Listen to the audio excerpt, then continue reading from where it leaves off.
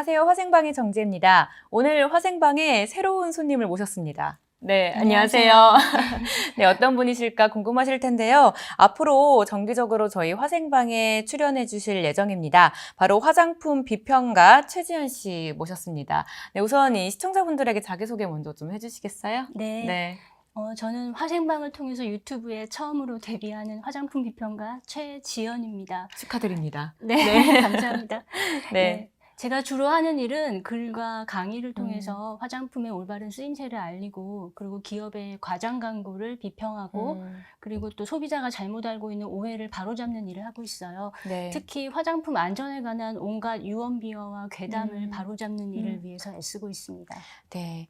네. 오늘 첫 출연인데요. 오늘 가지고 오신 또 이 주제가요. 화장품 성분표 어떻게 활용해야 할까? 입니다. 네. 저도 굉장히 관심을 가지고 있었던 분야이긴 한데요. 사실 이 화장품 성분이 중요하다라는 말은 많이 들리지만 이 성분표를 보아도 어떤 건지를 알 수 있는 분들은 사실 많지가 않잖아요. 그래서 이걸 어떻게 활용하면 좋을까? 이거에 대한 고민도 있거든요, 사실은. 당연히 모르는 게 당연해요. 네, 맞아요. 그 화장품 성분표에 있는 그 화학명을 제대로 아는 사람은 화학자, 그 중에서도 화장품을 오랫동안 연구해온 화장품 화학자들, 그들밖에 없을 거예요. 네네. 그러니까 일반인들이 화장품 성분표를 보고 그것을 화장품을 판단하는 그 잣대로 활용한다는 건 참 어려운 일이에요. 참 말이 안 되는 일이기도 해요. 네. 말이 안 된다 이렇게 말씀을 해주셨는데 화학명이 어렵기는 해요. 그래도 정보를 좀 찾아보면 어떤 성분이 좋고 나쁜지는 알아낼 수 있지 않을까. 그러면 화장품을 고르는 데 도움이 되지 않을까 싶긴 해요, 사실은. 예, 그렇게 생각할 수 있죠. 그런데 사실 도움이 될 수도 있지만 오해가 쌓일 확률이 훨씬 더 높아요. 왜냐하면 현실적으로 화장품 성분들이 일반인이 이해하기에 참 어렵게 돼 있거든요.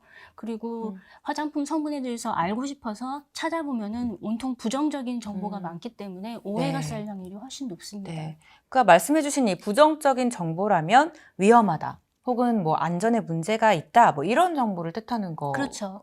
네. 그러니까 예를 들어서 시중에 요즘 잘 찾을 수 있는 성분 그 정보 중에 반드시 피해야 할 20가지 주의 성분이라는 리스트가 있어요. 그리고 또 알레르기 주의 성분이라는 리스트도 있고, 또 미국의 아주 유명한 EWG라는 환경 단체가 있는데 네. 이 단체는 화장품의 모든 성분에 점수를 매기고 있어요. 일명 유해도 점수라고 해서 1부터 8까지 점수를 매기는데 7, 8점을 받은 성분들은 빨간색으로 표시해서 아주 유해성이 높은 성분으로 이렇게 인식이 되고 있어요. 네. 그러니까 소비자들이 화장품 성분 정보를 찾으려고 하면 가장 먼저 이런 정보에 노출되기 때문에 화장품이 위험하다는 인식을 갖게 되고 결국 성분표를 보면서 나쁜 성분을 걸러내는 일에 몰두하게 됩니다.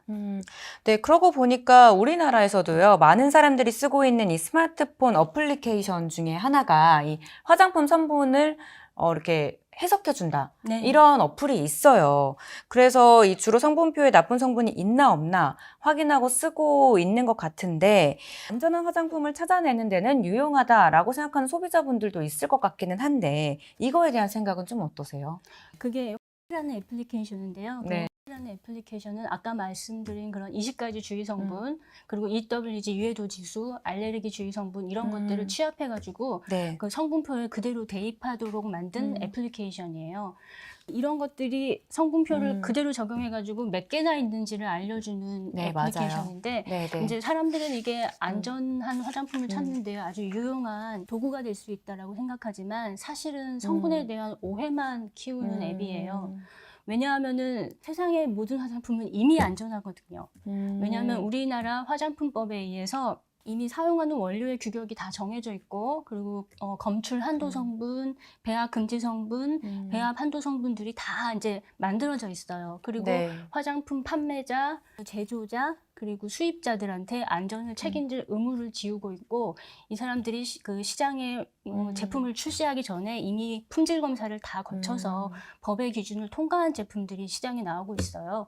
그렇기 때문에 이 과정에서 실수로 약간 이제 안전 기준을 초과한 제품들이 나올 수 있지만 그게 그 양이 그렇게 많지 않기 때문에 안전에 큰 영향은 없고 또 식약처가 모니터링을 꾸준히 하고 있어서 안전 기준에 미달되는 제품은 수거해가지고 곧바로 시장에서 없애고 있어요. 그래서 이런 시스템이 법적으로 잘 돌아가고 있고, 그러니까 소비자들이 굳이 성분표를 들여다보면서 이게 안전한가 안전하지 않은가를 따질 필요가 없는 그런 시스템이 법으로 잘 만들어져 있고 잘 돌아가고 있죠. 네, 그러면 이렇게 말씀해 주신 거에 따르면 화장품은 이미 이 법과 규제를 통해 충분히 안전하게 만들어지고 있다. 그러니까 굳이 화장품의 안전을 판단하는 용도로 이 성분표를 꼼꼼하게 살펴볼 필요가 없다. 이런 뜻인 것 같은데, 그렇다면 이 성분표를 어떻게 활용을 하면 좋을까요? 저는 우선 성분표를 모든 사람이 꼭 봐야 하고 볼 줄 알아야 된다는 그 생각에서 벗어나는 게 좋다고 생각하고 있어요. 네. 왜냐하면은 화장품은 그 안전을 최우선으로 만들어지기 때문에 효과가 크지 않아요.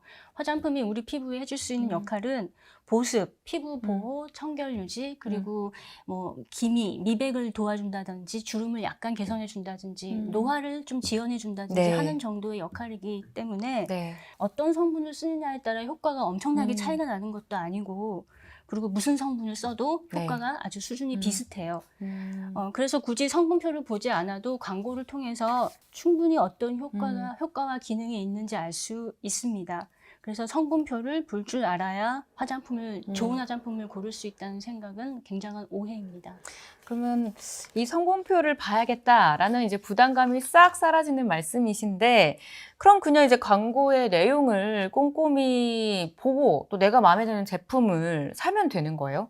왜냐면 가끔 이 광고가 너무 과장됐다라는 생각이 들 때가 있거든요. 예, 네. 과장이 있긴 있죠. 근데 식약처가 만든 가이드라인 중에 네. 화장품 표시 광고 관리 가이드라인이라는 게 있어요. 이 가이드라인에서 광고에서 쓸 수 있는 표현, 그리고 쓸 수 없는 표현을 굉장히 세세하게 규정을 해 놓아서 네. 아주 심한 과장은 할 수가 없게 돼 있어요. 법으로 이미. 네. 그리고 어떤 기능과 효과를 주장하려면 그에 필요한 실증 자료도 제시해야 돼요. 그래서 제 생각에는 광고야말로 1차적으로 제품에 대해서 알 수 있는 가장 기본적인 정보입니다. 네. 이 제품이 주름 개선 효과가 있는지, 미백 효과가 있는지, 아니면 이게 지성용인지, 건성용인지, 또 점도가 어떤지, 어떤 성분을 썼는지 등을 광고를 통해서 충분히 알 수 있어요. 이게 성분표보다 훨씬 친절하고 알기 쉬워요. 그렇다면 이 성분표는 불필요한 걸까요? 아, 그래도 이게 있는 이유는 네. 필요하기 때문일 텐데 이걸 어떻게 활용하면 좋을까? 예, 네. 절대로 불필요하진 않아요. 이게 2008년에 식약처가 네. 이 전성분 표시제를 만들 때 목적을 3가지로 이미 규정을 했어요. 네. 첫 번째 목적은 소비자의 알 권리를 위해서고요. 두 번째는 이걸 공개함으로써 기업으로 하여금 안전에 더 노력을 기울이라는 압박을 하는 효과가 있고요. 그리고 마지막으로 아주 소수이긴 하지만 네. 알레르기가 있을 수 있고 또 접촉 피부염을 앓는 사람들한테는 이 성분표를 통해서 원인 물질이 무엇인지 규명하는 데에 도움이 될 수 있습니다. 네, 그러면 구체적으로 일반 소비자가 이 성분표를 어떻게 활용하면 좋을지도 말씀해 주시면 좋을 것 같아요. 예, 네. 저는 2가지 방법이 있다고 생각해요. 2가지요. 예. 네. 첫째는 이제 내가 발라보고 싶은 성분, 내가 관심이 있는 성분을 찾는 용도로 성분표를 활용하는 거예요. 네. 예를 들어서 요즘 지혜 씨도 알 것 같은데 뭐 아데노신, 이데베논, 펩타이드, 네. 세라마이드 이런 것들이 되게 유행이에요. 세라마이드 들어본 것 같아요. 들어보셨죠? 예. 이런 것들이 네. 성분에 관심이 많은 사람은 콕 집어서 이 성분이 많은 화장품을 발라보고 싶어 하거든요. 네. 그럴 때 이제 이 제품들을 여러 개를 보고서 어떤 제품 속에 이 성분들이 가장 많은지, 어떤 제품이 성분 구성이 가장 좋은지를 비교하는 데에 성분표를 네. 활용할 수 있어요. 네. 그 다음에 2번째는 내가 싫어하는 성분을 피하는 용도로 사용할 수 있어요. 그러니까 예를 들어서 저는 무향을 굉장히 좋아하거든요. 그런데 이제 보면은 향료라고 마지막에 써 있는 네. 그거는 향이 난다는 소리잖아요. 그럼 좀 피하시는구나. 예, 제가 피할 수 있죠. 그렇죠. 근데 향료라고 안 써 있어도 향이 날 수 있어요. 그러니까 식물 추출물 중에 향이 나는 식물 추출물이 들어있거나 아니면 아로마 오일이 들어있으면 그것도 향이 나거든요. 그러니까 저는 성분표를 보고서 향료도 없고 아로마 오일도 없고 식물 추출물도 없는 그런 것들을 찾아서 쓰고 있어요. 그리고 네. 또 하나는 내가 아무리 이게 안전하다 해도 내 취향에 따라서 내가 싫은 계면활성제가 있을 수 있고 그렇죠. 쓰기 싫은 보존제가 있을 수 있잖아요. 네. 그런 것들을 피하는 용도로 성분표를 활용할 수 있습니다. 그러면 내가 원하는 성분을 취하고 또 내가 원하지 않는 성분은 피하고 이 정도의 용도로만 네. 활용을 하면 되겠다. 네. 네, 이런 말씀이신 것 같아요. 또 마지막으로 이 성분표에 대해서 하고 싶으신 말씀이 있다면 어떤 게 있을까요? 예, 성분표는 화장품의 모든 정보를 담고 있는 절대 지표가 아니에요. 굉장히 불완전한 정보거든요. 그리고 음식의 재료 리스트만 보고서 우리가 맛을 알 수는 없잖아요. 영양을 알 수도 그렇죠. 없고 어떻게 요리하느냐, 그 얼마나 쓰느냐가 되게 중요하죠. 화장품도 마찬가지로 성분표만 보고서는 화장품의 점도나 사용감이나 이런 것들을 알 수가 없어요. 안전도 알 수 없고 효과도 알 수 없어요. 네. 그래서 그냥 성분표는 참고 자료이고 내가 보고 싶을 때만 보고 내가 필요할 때만 본다는 그런 인식만 있으면 충분하다고 저는 생각합니다. 네, 오늘 이렇게 같이 이야기를 나눠보니까요. 이 성분표 활용법에 대해서 이제 새로운 생각을 하게 된 것 같아요. 네. 이걸 무조건 좀 어렵고 꼭 내가 알아야 된다라고 생각하는 것이 아니라 네. 조금은 좀 가벼운 마음으로 예. 좀 보면 되겠다라는 생각이 듭니다. 네, 오늘 이러한 재밌는 이야기 다음 시간에도 어떤 이야기 해주실지 굉장히 궁금한데요. 다음 시간에 또 네. 좋은 소식 가지고 또 예, 저는 돌아옵니다. 네, 찾아뵙도록 하겠습니다. 네, 고맙습니다.